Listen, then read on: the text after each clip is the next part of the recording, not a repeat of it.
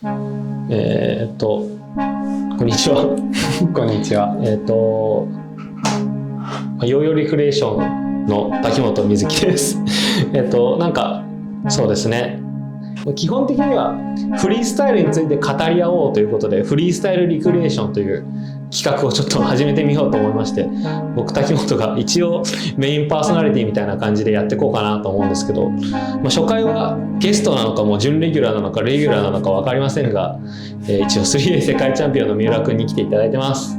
三浦はじめです。よろしくお願いします。なんでしょう、ちょっとフリースタイルに、去年の世界大会を経てフリースタイルに対する自我が強くなりすぎてるんでお互いにね、それをちょっとなんか消化させようというか、なんでしょう、ある意味押し付けでもあるんですけど、考えてることをなんかもっと広く伝えたいなと思って新しく企画を始めました。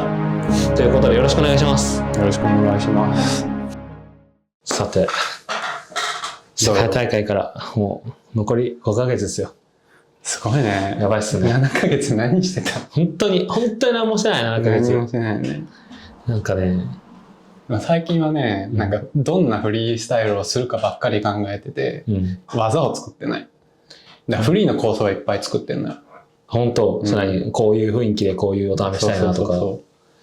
俺なんかもうね、無駄な自意識だけ育ちまくってるね。一生多分だいぶ頭でっかちになっちゃってて。そのね、ちゃんとやらなきゃいけないじゃん。謎のこうあるべきなんじゃないかみたいな思考だけして、俺なんならもう別にそれができる曲とかも見つけてないし、こういうフリー動かし方がいいんじゃないかとかもないけど、ヨーヨーしてない時にそういうの浮かんでくるもんね。そうね、結局ヨーヨーするのハードル高いから2個つけなきゃいけないよね、両手にね。もう電車乗って音楽聴きながらなんか、こういうのみたいなさ。でも最近ね、電車乗ってる時に曲探さないようにした。本当。なんかね、ちゃんと音楽を聴きたい。ちょっと一歩上のレベルですね。もう家で割となんかイヤホンとかいいの買うのを諦めて、ちゃんとスピーカーとか買った。スピーカーの方が聴ける？なんかね、イヤホンの方がなんか耳に直接来ない。響くのよ。そっか。そうだね。空間で音楽を聴くのがステージでの。そうだね。違うもんね。イヤホンの聞こえ方と。イヤホン、そうね。確かに。全然違うよね。これちょっと言いたくなかったな、あんまり。確かに。まだ隠しときたかったな。でも最近音楽との向き合い方が若干結局空間で流れてる程度の音しか聞こえないからね。その範囲でどれだけできるかだしね。確かに。いや、それもね、大丈夫。俺気づいてはいる。忘れてたけど。なかなか整理されないよね。そう。なんかね、そうじゃんと思って気づいたらいなくなってるみたいな結構あって。日常でなんとなく気づいてるけど、本とか読んでる時に、それそれ。あるけど、気づいたらね、どっか行っちゃってね。いや、フリースタイルですよ、フリースタイル。そういうね、ラジオです。ラジオもフリースタイルですね。どういうこと？そのフリートークみたいなもんじゃん。そうだね。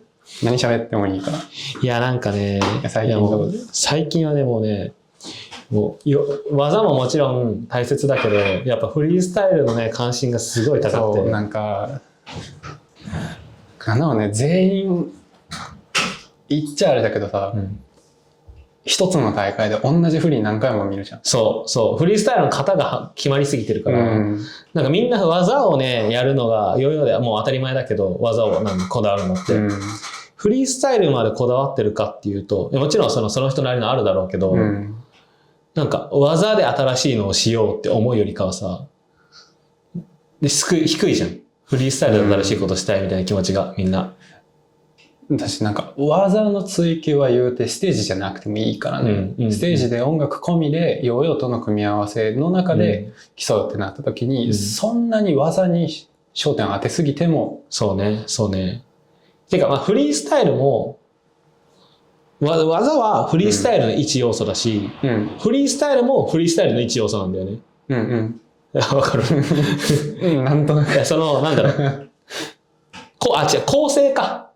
構成も、フリースタイルを作り上げてるのって、みんながこだわって作ってる技もそうだし、どんな曲を使うかもそうだし、どんな編集をするかもそうだし、その全部のピースがはまってフリースタイルになるわけじゃん。だから、構成とか曲とかをおろそかにしちゃいけないんだよ。うんうん。なんまあ、俺はそれで練習っていう要素をちょっとおろそかにしちゃってるからいつも決まんないんだけどそうね、うん、その詰めすぎてね、どんなフリースタイルにするか。そうなんだよ。それもそうで。でもだから本当に2年欲しい。そうなんだよね。なんか次のステージまでにその技作る期間、構成を作る期間ができて初めて練習をする期間に移るから。そうなんだよね。みんな練習から入るから、それじゃフリースタイルは作れてないんで、技を並べてるだけで。なんかさ、大会の構成ってさ、まあ、3ヶ月前に始めればさ、うん、なんかまあ満足の優勝できるぐらいのさ、風潮があるじゃん。うんうん。あるじゃん。それとなく、それっぽいフリーが作れるよね。そう、うん、ちゃんと曲探すところから、うん、技を思い出して、ちょっと色をつけて、うん、構成作って、だいたい練習期間1ヶ月半とかあって、3ヶ月みたいなのあるけどさ、それじゃ遅いんだよね。いや、むしろ、別にこれまではそれでもよかったのかもしれないけど、俺とかが、なんか頭に思い浮かべてるフリースタイルをやるには足りてないんだよね。3ヶ月じゃ。なんかもう、年中でも考えてはいるよ。そのフリーの構想は。でもさ、いつ何時。でもそれを形にする時間が必要だから。その3ヶ月で、フリーの構想を考え始めたら足りないよね。足りないよね。いや、なんか俺もだから、3ヶ月で、この間の世界とか、技作るところから全部やっちゃったから。それはね。で、しかも、なんか結構頭でっかちに、フリースタイルのこだわりもなんか高まっちゃって。ね、でも素晴らしかったよ、試みは。全部の自分に求めるハードルを高めすぎた結果、なんか決まらなくなっちゃったけど、いや純粋にもっと時間をかけるべきだったんだなとか思った。まあ何事もね、かける時間がまあ多ければ多いほど。かといってね、そういうね、性格的にもね、それが合ってるわけじゃないからね。ちょっと一周回っちゃってるよね。悪く言えば頭でっかちになっちゃってるし。いやもうそう。ヨーヨーする、あくまでヨーヨーする場だから。哲学ヨーヨーになっちゃってる。そう。いやでもね、やっぱ、それぐらいでもフリースタイルは考えるべきじゃない？なんかさ、技パクられてる議論があるならさ、ヨーヨーの業界で、フリースタイルちょっとパクリじゃんみたいな議論が起きてもおかしくないはずなのにさ、そういうのないじゃん。なんだかんだみんな、ケイラン・クーパー、アンドリュー・バーゲンの作った、あと、当時のあなたの音ハメ論。音ハメ論俺ある。音ハメ法。結構初め、水木くんの15年の JN で作ったと思うよ。で、みんな気づいたと思う。効果音的な？音に動きをシンクロさせるっていうのに、3A ってやっぱりさ、1マウント1マウントがさ、こうくっきり分かれててさ、分かりやすいじゃん。そのテンポに音が並んでれば、それにこう、目に見えるのよ。動きと音で。あれってでもさ、あれだよね。二方向で。フリースタイルの完成度が上がるだけで、スコアで音合わせにはならないんだよね、あれって。あれでしょ？基本的なリズムにマウントを合わせるって話でしょ？違う？リズムはみんなやってたんだけど、効果音的なさ。要所要所の。そう。あそこでだいぶ変わったと思う。みんな気づきで。あんまり意識してなかったの。で、その2年後ぐらいにアンドリュー・バーゲンとか、ケイラン・クーパーが、ラセレーションとかフックで、それをこう、一定のリズムでずっと刻む。そういうことか。だから俺、You Better のフリースタイルめっちゃハマったんだね。そっか。その2015と2017からだと思う。この3人。そっか、俺自分でやったからあれがハマったんだ。そういうことだね。あれクオリティ高かったよね。まさかの2分だったしね。なんか、俺フリースタイルベルベットロールがすごい気に入ってて。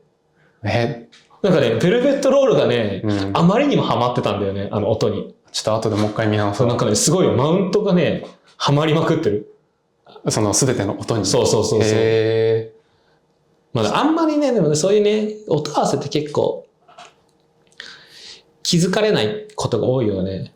それを気づきやすくしたのが、15GN だった。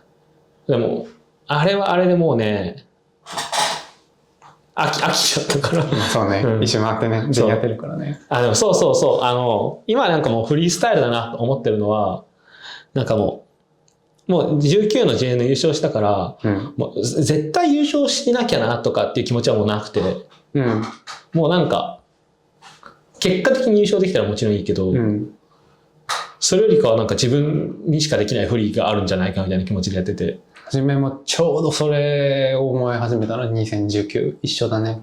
あ、2019なんだ。オフスト。優勝して。多分薄々思ってはいたんだと思うんだけど、連覇っていうものがある、後ろにある以上、勝たなきゃいけないよりも負けちゃいけないの方が先に来るのよ。そうだよね。だから優勝が前提になっちゃってて。例の俺でもさ、そうか、連勝してんのってすごい偉いし、JN とかでも連勝してる人っているじゃん。だからあんまり連勝の魅力がなくて。多分やってる当人の方がもっとない。あ、そうなの？なんかそれ今使命的な。焦りになっちゃうのよ。なんか負けたらもう見られないんだろうな。でもそっか。勝つことが前提で。それこそ、なんかまあさ、ちっちゃい頃から優勝してるわけだからさ、なんかもう、連勝がさ、なんか疑うもないさ、自分の目標っていうかさ、レールになってたわけじゃん、きっと。でもそれなんかちょっと大きくなってさ、待ってくれ、優勝じゃなくてもいいんじゃないかみたいなさ。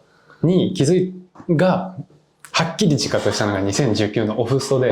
そういうことだね。オフストに関しては本当に2連覇をしなくてよかった。確かに。1回優勝したから。私もう連覇の重圧嫌なほど浴びてるから、ちょっとそれにはもうなりたくないなと思って、それが 3A にも波及してきたみたいな。そう。1、2割勝てたらいいなとは思ってたんだけど、ソロハム3分も。結果的にね、全部決まったら勝てたりするのかなとかっていう期待もなくはなかったけど、それ以上に勝たなくても、順位が低くても魅力的なフリースタイルはあるんだっていうのが、結果でも示せたのがソロハム3分だったね。いや、なんかもうそういう気持ちだな。なんか、普通に、なんだろうね。そう。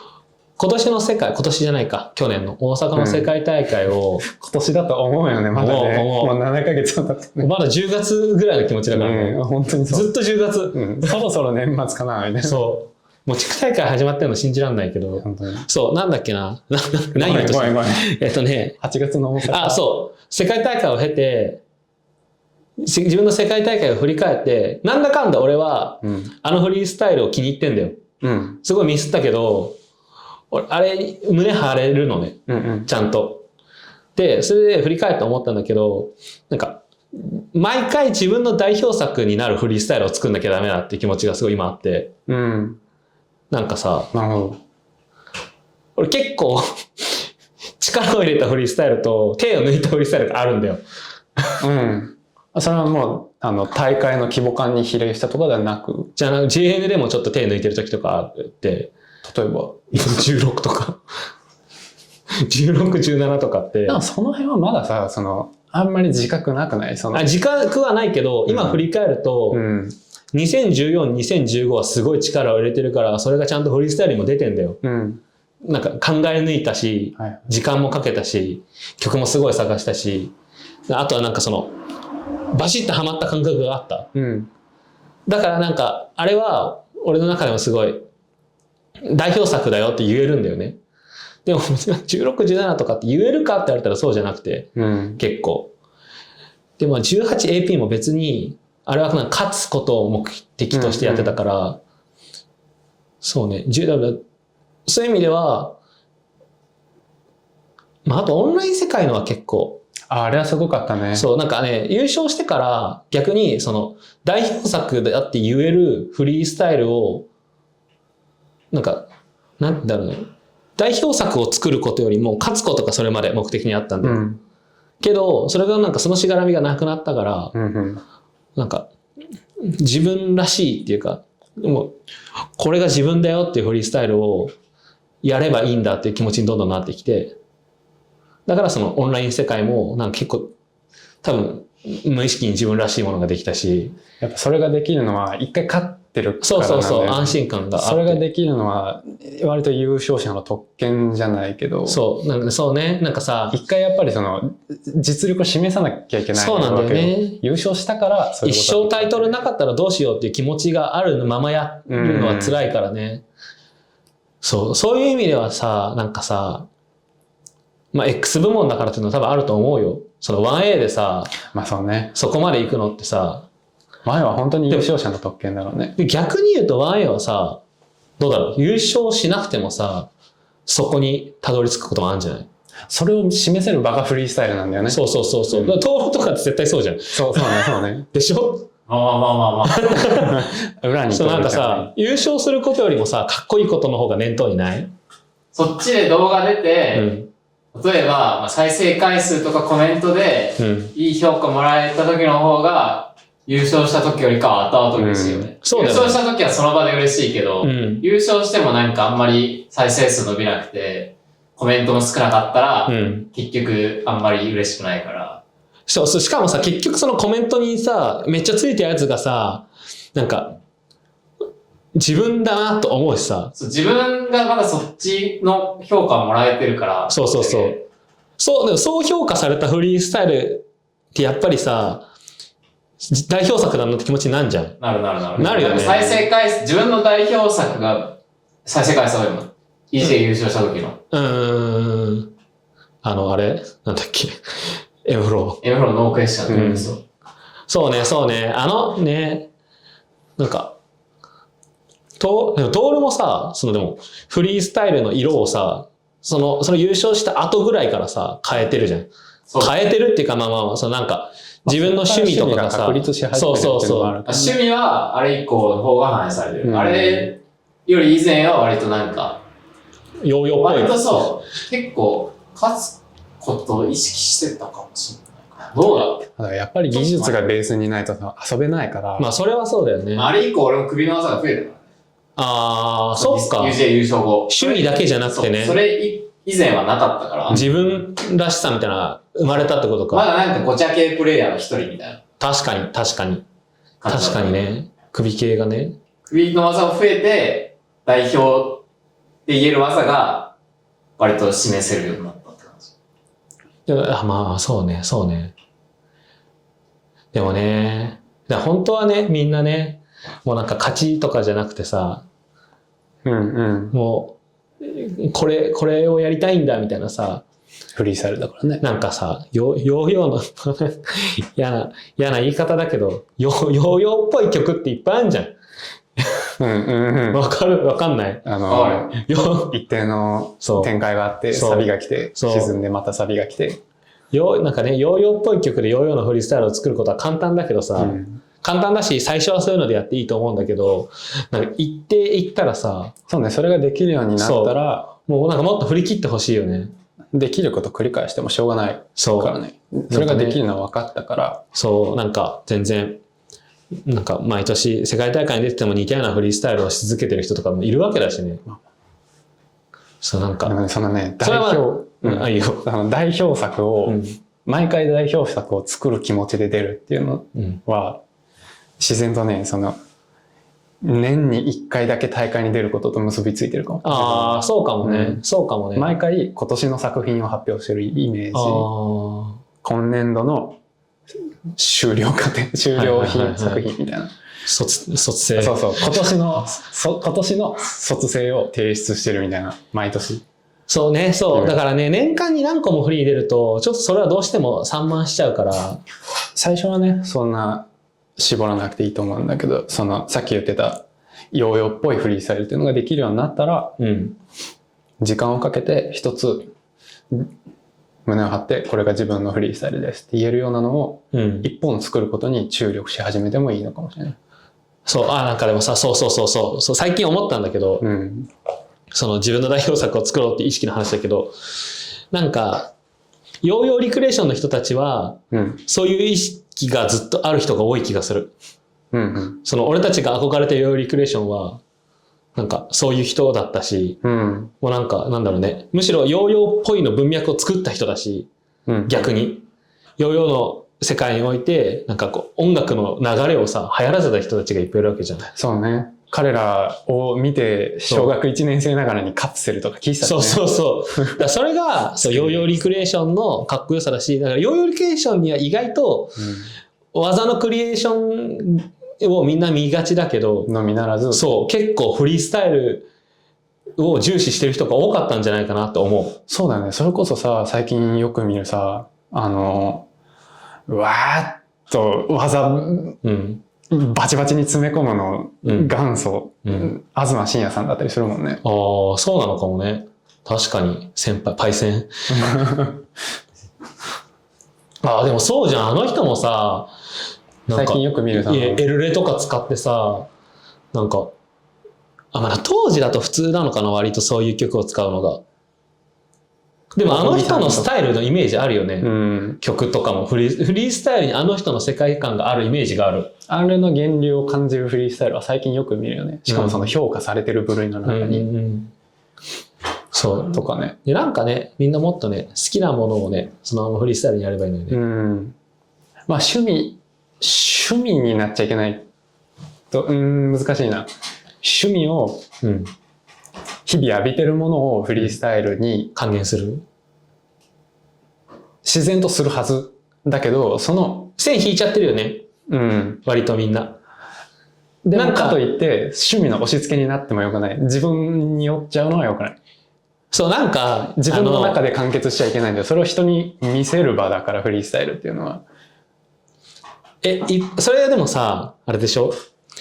それは世界大会で評価されるっていう考え方がある上じゃない？割と。人に見せるもの、評価されるものとして。そうそうそう。評価されるものとしてであって、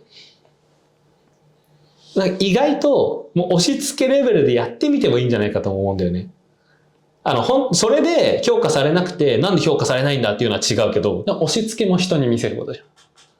まあそっか。それも結局押し付けっていう方針があるからってことね。じゃなくて、もう本当に、でも分かんないな。共感されない自己完結のフリースタイルが良くないんじゃないかってこと？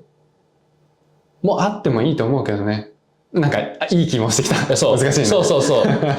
それがその人っぽくなってんだったらいいと思う。今頭の中に2点3点。かっこよくないならダメだけど。ダメじゃないけど、かっこよくあるべきだとは思う。フリーだから。そう。なんかやっぱ人に見せる前提なんだよ。人に見せない家の自分の自室の中で好きな音楽流して、好きな衣装着て、好きな技するのはそれもそれで弱いの楽しさだし、でもフリースタイルを人に見せるものとしては、っていう前提で話すとやっぱりかっこよくあるべきだと。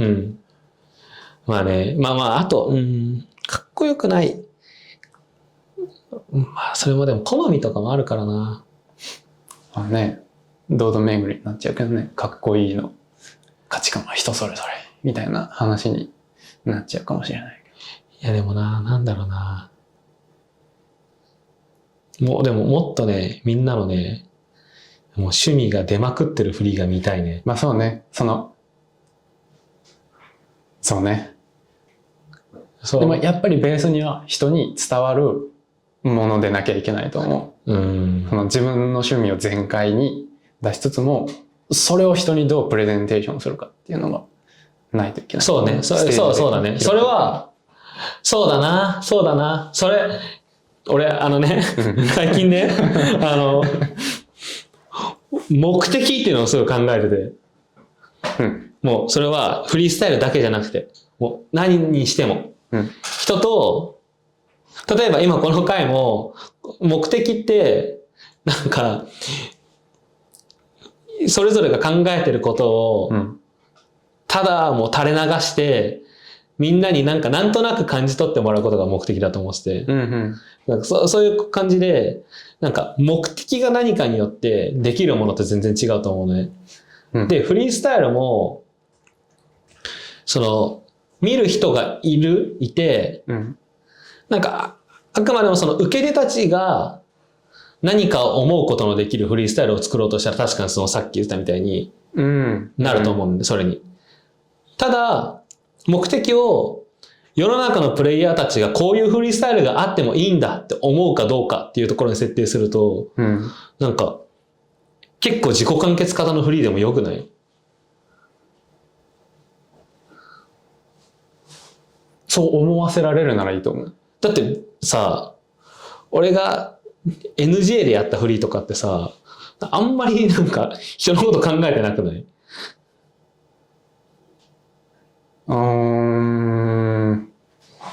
そういうものがなかったからやったわけだよね。そう。だから俺はあれあんまり人のことを考えるっていうよりかは、こんなのもいいんじゃないっていうププレゼンテーションのつもりだったから、まあプレゼンテーションだし、自分がなんかどんなのできるかなって探った回でもあったけど、なんか相手が人じゃなくてフリースタイルのバリエーションに対して働きかけた感じはあるよね。そうそうそう。うん、だから、まあそうね。確かに、その、相手がいいのか、フリースタイルは何かしらのやっぱり。それが自分かもしれないし、うん。普通にお客さんかもしれないし、ジャッジかもしれないし。うん。でも、あれだよね。ジャッジだけに行き過ぎないでほしいよね。本心はね。うん。本心、一ヨーヨー好きとしてはそうだけど、競技っていう場である以上、やっぱりルールにのっとって勝つことを忘れてはいけないのも、ショーマンシップというか、ショーマンシップで片付けていいのか分からない。俺でもそういう意味でね、俺、大会っていうフォーマットは結構好きなんだよな。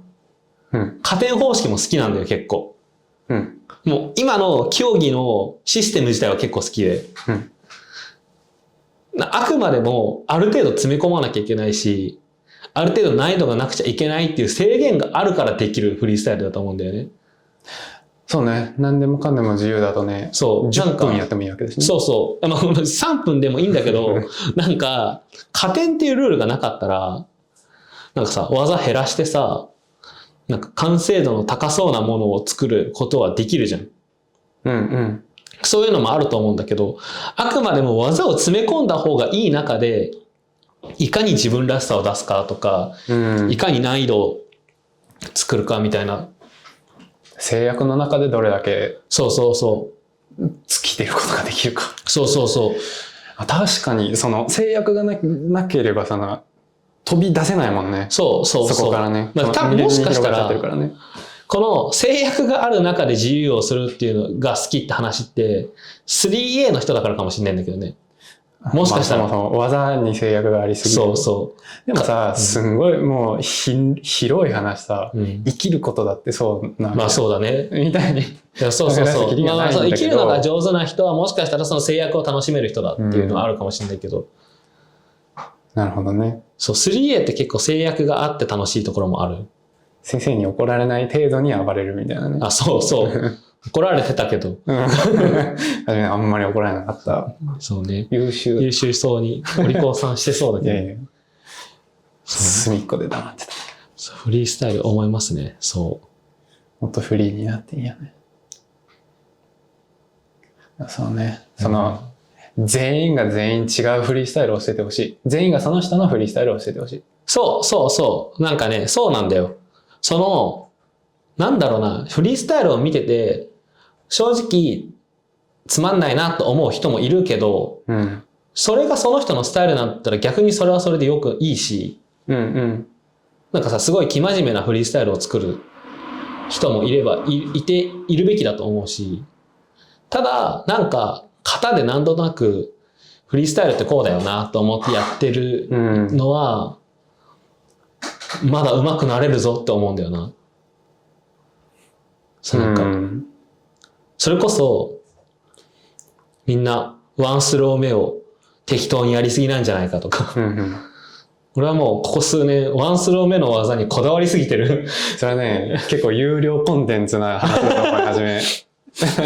結構ね。いや、でもこれでみんななんかフリースタイルが刺激的になるんだったら、これね、でもね、ずっと勝ち続けてる身だとね、あんまり言いたい。カットしとく。いや、両方あるんだよ。二通りの人格があって、ヨーヨー大好きだから、フリースタイル大好きだから、いろんな、そう、いいフリーを見させてほしいんだけど、勝たなきゃいけないっていう立場上、そんな、多分これ今大丈夫。長いコンテンツの後半だから多分大丈夫。聞いてない。ここまで聞いてる人は、でも熱意があるからね。そういう人のフリースタイルはすごい見たいですよ。そう。あと、ワンスロー目にこだわるって話も、正直、技に個性がある人じゃないとできないんだよ。無個性な技だと、ワンスロー目に何持ってきたって変わんないから。ワンスロー目になんか意外性を持ってくるとしたって、意外性を持ってる人じゃないとできないですよ、そんな構成は。まあそうね。そういう意味では、なんかもう基礎っていうところでも、ちょっと一つ頭抜けてないと、こだわれないところではあるから。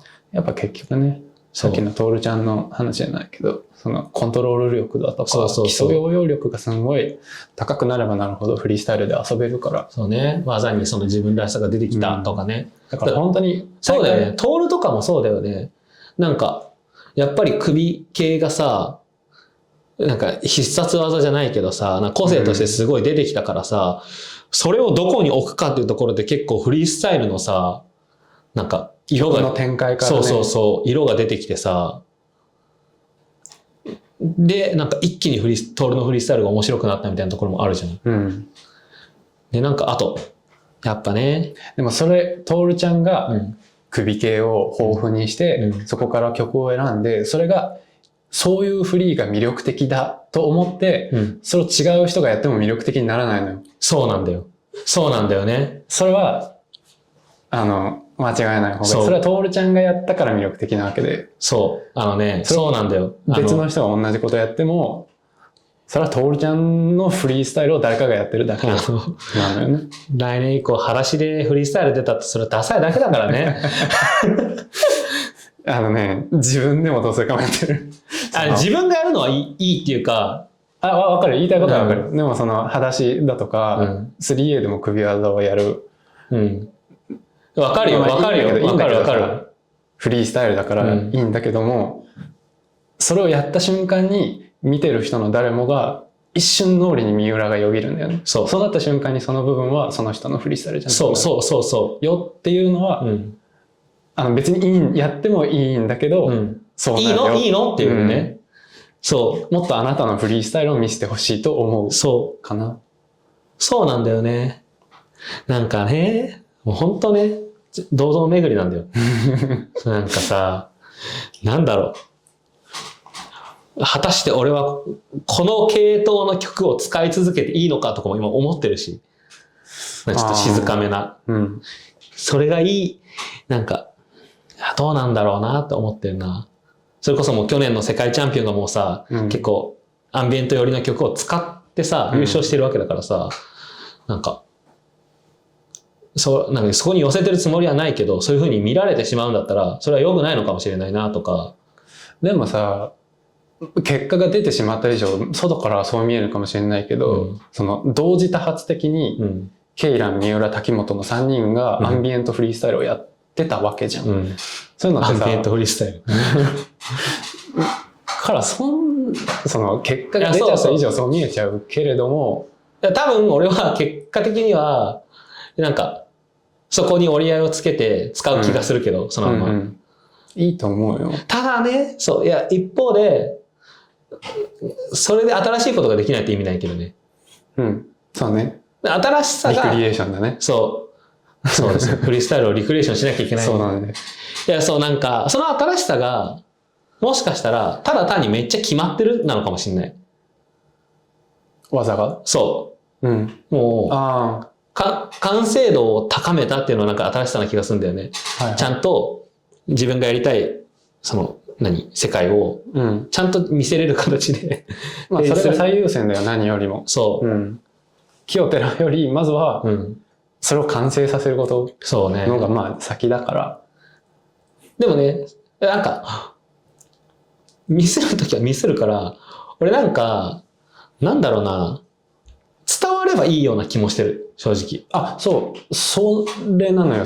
だから初めは水くんの世界大会の振りがすごく好きで、めっちゃ見るんだけど。伝わったよね。そう。あれ、なんかね、ちょっとこういう硬い話になるのは本当は嫌なんだけど、割と現代アート寄りだったと思う。その目に見えてるものじゃなくて、何をやろうとしたかのコンセプトの部分が、すごいコンセプチュアルなものだったから、そういう振りって今までなかったじゃん。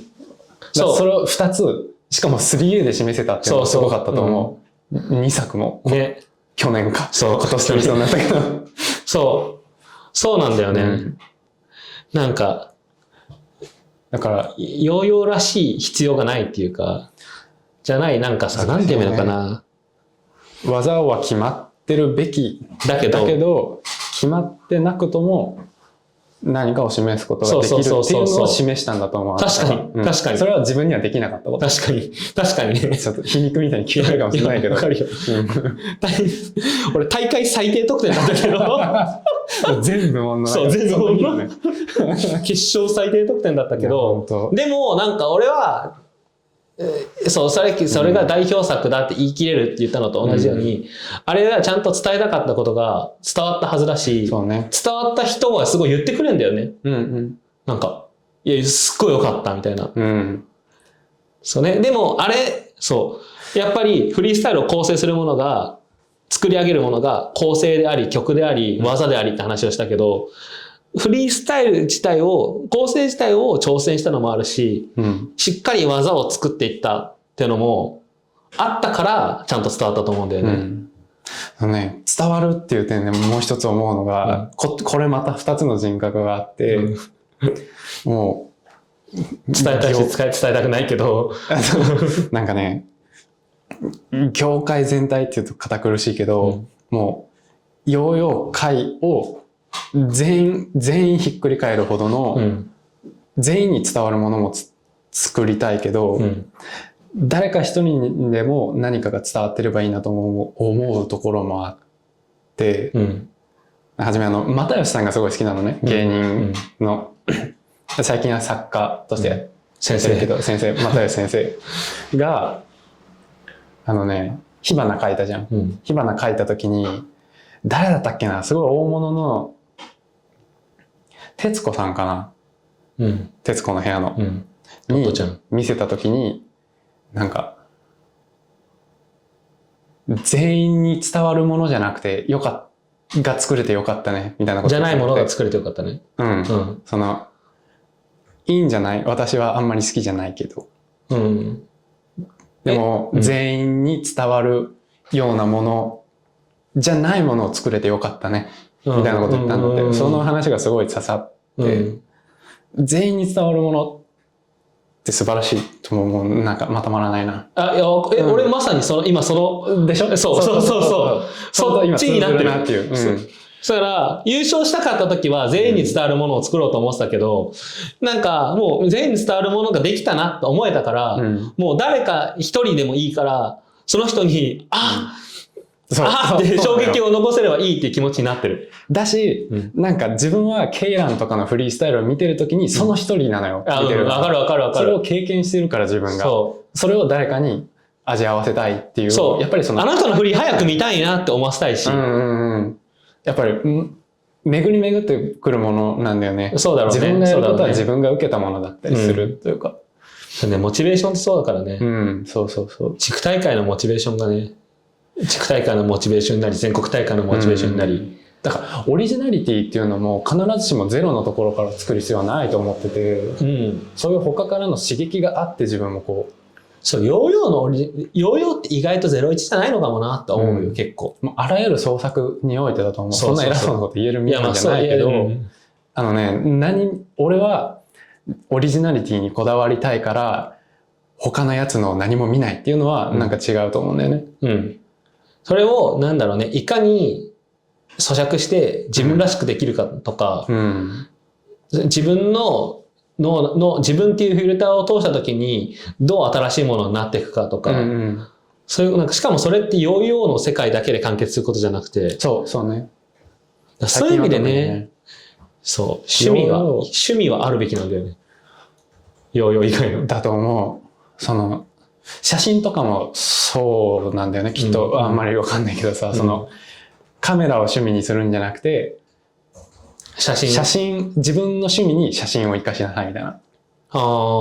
写真に趣味を活かしなさい。っていうのが一つなんか教えてでもそうかもしれないね。だって多分写真とかもさ、なんて言えばいいのかな。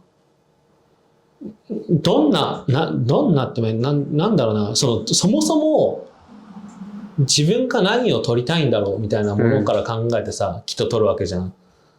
撮るべきなんだろうね。なんかすごいしっかりしてる人多分それやってるんだと思うんだよ。で、ヨーヨーも、なんかフリースタイル、大会があるからフリースタイルを作らなきゃって気持ちも、あっていいし、あるけど、よりかは、っていうところに合わせて自分はどんなフリースタイルをしよう、今の自分ならどんなフリースタイルが提示できるだろうみたいな。もっと自然に湧き出てくるもののはずなんだよね。今の、例えばっていうか、今年の8月にある世界大会は、その時の、今の自分だからできるフリースタイルをやりたいね。今考えてることが何かしら反映されてて。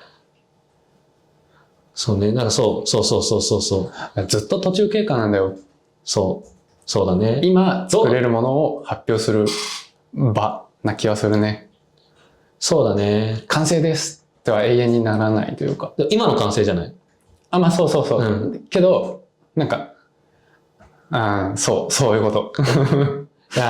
やっぱさ、っていうかなんか、俺結構、どんな創作物においても、やっぱ作ってる人の中身が見えるものが好きなんだよ。なんか映画とかにしても、お笑いとかにしてもそうだし、なんか、この人ってめんどくさいんだろうなって思えるものがすごい好きで。いや、又吉さん絶対好きだよ。なんか読んでるよ。なんなら、あれだよ。又吉さんが好きな、太宰治の人間失格読んだことある？ないんだよね。人間失格まで言っといて。やばいよ。人間失格はね、すごいいいよ。もうね、主人公がね、すごいめんどくさいし、すごいネガティブなんだけど、なんか謎の、なんか逆センスがあるみたいな。なんかすごいね、やっぱ、又吉さんが憧れる理由がわかる。そういう意味で逆にその、火花がさらに知れるし、普通に純粋に太宰治って人を知れるし。はじめね、その領域にたどり着いてなくて、なんか小説が読めないのね、自分。なんかすごい作り物である感覚がどうしてもあって、ストーリー、物語って作られたものじゃん。からなんかね、よりはもっと誰かの考えが知りたいのね。その人間が何を考えてるか、どう思ってるのかが読みたいから、はじめエッセイを読むのがすごい好きなの。で、小説はなんかあんまり読めないのね。なんだけど、多分もっと、そうだよ。味わい方が進むと、その物語からその人物が見えてくる。見える。はじめまだそこに達してないの。エッセイはね、一番それが分かりやすいから。からエッセイとか火花なんてそうだもんね。割とそうだもんね。そう。その周りにあるものが好きかもしれない。人間失格は割とそうなんじゃないかな。いや、読むわ。そう。ポチります。そう、なんかね、やっぱね、その人の人となりがね、にじみ出てるものがいいね。もう、いや、ハライチが好きなんだけど。はじめ一回共演したよ。無限用。そうじゃん。岩井さんと。岩井さんのね、面倒くささが大好きで。そうなんだ。そう。なんかね、そういうね、なんか、そういう意味で俺は完成してないフリースタイルでもいいんじゃないかっていう気持ちがちょっとあるんだよ。なんかね、たまに考えるよ。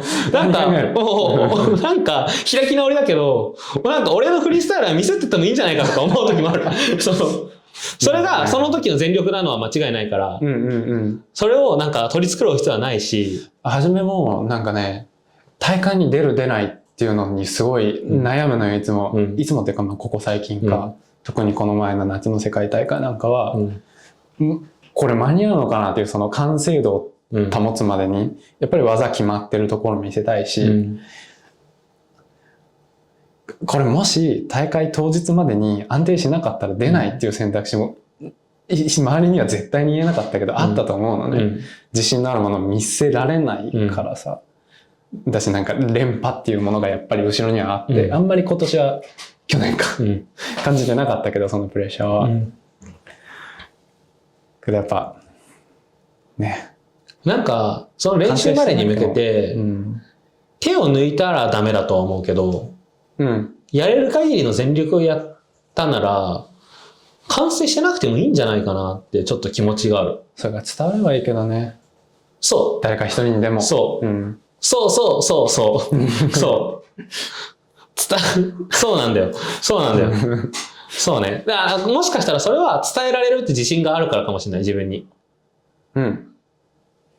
基本的には自己肯定感が高いからさすがにそこは伝わるだろうなっていう気持ちがあるからそれはすごくね、そこね、消極的なの、なかなかそのグイグイ出れない。そこはまあね、そう性格の違いだから。出るよ、ライフスタイルとか人格っていうのはフリースタイルに。いや、出るだし、それが見えるフリースタイルであってほしいっていうのが、ここ1時間ぐらいずっと話してるよね。どんぐらい喋ってるか分かんないけど、この前さ、ごめんね、いっぱい脱線するんだけど、この前京都行ってきたのね。京都の京セラ美術館でやってた村上隆の20何年ぶりの個展みたいなやつ見たんだけど、初めどんな個展か調べて見に行ったんだけど、なんか160点ぐらい作品があって、その大半が新作ですみたいな。しかもでっかい一つ一つが写真見てる限り、そんないっぱい見れるのと思って、なんかそんなもんできんのかなと思って行ったら、完成してなかったのね。作品揃ってないです、すいませんみたいな。ただ会期中最後の方には全部揃うように頑張ってるので、よかったらまた来てねみたいな。そう期間中はずっと同じ展示ってことはないですみたいな。ずっと変わり続けますっていう、なんか作品が生きてるものみたいになってるのがすごい面白くて、だから完成してないっていうのは、なんか作品が生きてるなみたいな、メタファーみたいになっちゃうけど、と思ったね、あれ見て。そうだよね。いや、そうなんだよ。フリースタイルもね。なんか完成してなくてもいいんだっていうのはあそこで感じた。完成してなくてもいいと思います。俺は割と示したもんね。示した。だからすごいね、お互い示せたものが違うっていう。より伝わってるけどねもちろん決めた方が伝わるし、より広く伝わるから、そっちの方が影響力があるし、選手として自分に還元されるところが大きいから、そっちの方がもちろんいいんだけど。これなんか皮肉っぽくなっちゃうけどさ、隠れた名作的なの立場もすごいかっこいいと思うんだよね。そっちにも憧れる。性格的にはどちらかというと普段そういうのに憧れる派だから、超人気なんか王道の方じゃなくてね、じゃなくて2番なんだけど、すごい魅力が溢れてる、全員に伝わるものではなく、世の中のその名脇役の人ってさ、最初からそれを狙ってるのかどっちなんだろうね。なんかさ、結局は自分に折り合いをつけてそっちにしてるような気もするし、どうなんだろうね。なんかな、そうだからこれ逆にでもその脇役ポジで一番を取りたい気持ちがある。なんかもうなんていうの、一番だと思うよ、間違いなく今。なんか違うもうそんななのに、なんていうの、なんか茶色で戦隊ものの真ん中に立ちたいみたいな赤じゃなくて茶色で立ちたいっていう。なるほどね。だと同じだと思うよ、目指してるところは。そう。でも別に赤着たくないんで。そうだよね。だしセンターにも立ちたくない。基本的に。だからこんなセンターでいいんだみたいな。なんかね、それがやりたいんだけど、どうしてもなんか優勝っていうのがついちゃってる限りやっぱり赤に見えちゃうんだよね。そうね。そうだね。でもそうだね、フリースタイルでもどう見てもど真ん中のあれじゃないからね。そうなんだよ、それが伝わってる人が一人でもいたらいいなと思う。あれは結構茶色寄りのセンターだと思う。茶色寄りだね、だいぶ。確かに。ただあれを赤だと思ってる人はやっぱり多いと思う。いや、でも俺フリースタイル見た時なんかもうね、本当にもう自分のクリエーションを全て見直せなきゃいけないなと思って。いや、なんかもう考え方の時点でも違うんじゃないかとか思ったし。いや、それは嬉しいね。なんかね、なんか目的達成しろ。一人をこうしてるから今。本当にね、本当にヨーヨーもコピーも見直さなきゃいけないって思った。自身の職業、取り組み方。もうコピーとヨーヨーも自分の中ではもうかなり近くて、なんか基本的にはヨーヨーの成功体験とかヨーヨーの経験に対してコピーを当てはめて考えちゃうんだよ。まだなのかわかんないけど、今後変わっていくのか、それともヨーヨーっていう軸が自分にあるからそれをでもそっちだと思うけどね。一生それで考えるのかわかんないけど、自分も今何を浴びてても、ヨーヨーに当てはめるし、ヨーヨーを通して振り返るよね。そう、理解できるしね、これなんか知ってる感覚なんだよね、基本は。そうそうそう。なんかこれのここが違うなとか、ここは一緒だからここが違うなみたいなさ。やっぱり思考がヨーヨーになってるんだよね。だからでも軸にあるから、そこから外れてるのか一緒なのかっていうのが判断できるじゃん。でそれって俺たちがヨーヨーなだけで多分みんなそうなんだと思う、ね。そうそう、何でもいいんだよね。その軸になるものが一つ持ってれば。きっと政治家とかだって。趣味の勧めみたいな話になっちゃうけどさ。そうなんだよ。軸があればね、それで置き換えて考えられるから諦めないし。全てが自分ごとになるしね。そう。遠い国のわけわかんない出来事でもヨーヨーに落とし込めば自分ごととして。こういうことか、なんか悔しくなってくるし。そう。いや、でも本当にね、世界大会は、なんか、いや、今振り返ると、自分がやってるものとは一緒じゃないと思うんだよ。ただ、あれ見た瞬間は、なんか完全に上位互換をやられたなって気持ちになった。だし、意外と、水くん今さ、三浦のフリーを見て、もう根本から考え直さなきゃなって言ってくれたけど、意外とそれね、あなたから学んでるところはあるよ。水くんの今までの、てか最近の NJ コーネリアスだったり、オンライン世界見て、だいぶ刺激は受けたよ。もっと。でも逆にでもそれは、俺は、あれでもなんか褒め合って気持ち悪いけど、なんか、さっき仲良し写真撮ったしね。なんかこれまでの19年、18年とかのフリースタイルを見て、優勝したフリースタイルを見て、世界大会の、なんか、それを俺なりに結構分解して考えて、構造的に考えて、この人がやってないことは何だろうとか、この人が見えてないものは何だろうっていうのはちょっと意識した。結構、ものづくりってアンチから始まったりする。そうだよね。そうだね。反対なものを作りつつ、反対じゃなくてもいいんだけど、なんか評価され、まだ誰も気づいてないことは何だろうとか、この人に勝ちたいならこの人のここを超えようじゃなくて、この人に勝ちたいなら、なんか、この人がまだ気づいてないことやったろうみたいな、ね、永遠にね、思ってるよ。それの一番ね、探ってる、はじめは、水くん。でもね、いや、逆にもう、自分にそれを今向けると、ないって。多分ね、去年の世界大会ね、お互い頑張りすぎてね、次どこに手つければいいのか分かんなくなってんだよね。本当にそう。去年燃え尽きたね。そう。もうアイデアはこうやってね、いろんな方向から引っ張ってきた結果にね。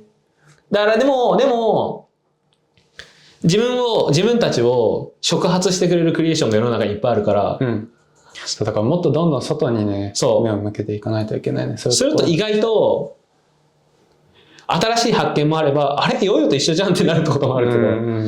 そうだから、そうね、よそから得れた結果、影響、取り入れてるほどは影響ないんだけどね。